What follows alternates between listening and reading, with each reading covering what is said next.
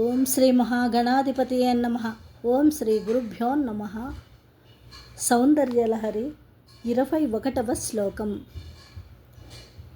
తటిల్లేఖా తన్వీన్ తపనశశి వైశ్వానరమయీం నిషన్నాం షన్నామప్యుపరి కమలానాం తవ కలాం మహాపద్మాటవ్యాం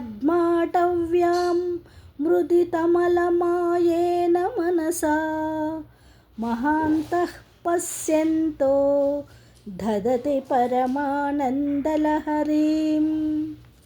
తాత్పర్యం: ఓ పరమేశ్వరి, విద్యుల్లత వంటి శరీరముతో సూర్యచంద్రాగ్నిమయమై షట్కమలాలకు ఉపరిభాగములో ఉన్న నీ కలను మహాపద్మారణ్యములో మలయమాయారహితమై విశుద్ధమైన మనస్సు ద్వారా సందర్శించే మహాత్ములు పరమానందలహరిని ధారణ చేస్తున్నారు తల్లి.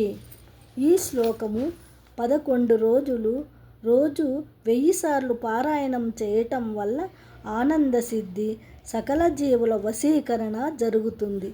అంటే అందరితోనూ సామరస్యముగా ప్రేమగా ఉంటారు.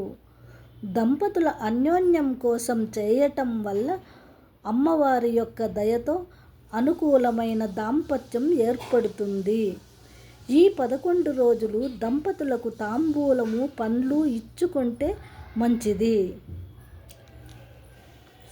అమ్మవారికి బెల్లంతో కలిసిన ఆవు పాలు, తమలపాకులో కొంచెం తేనె వేసి నైవేద్యముగా పెట్టవలెను.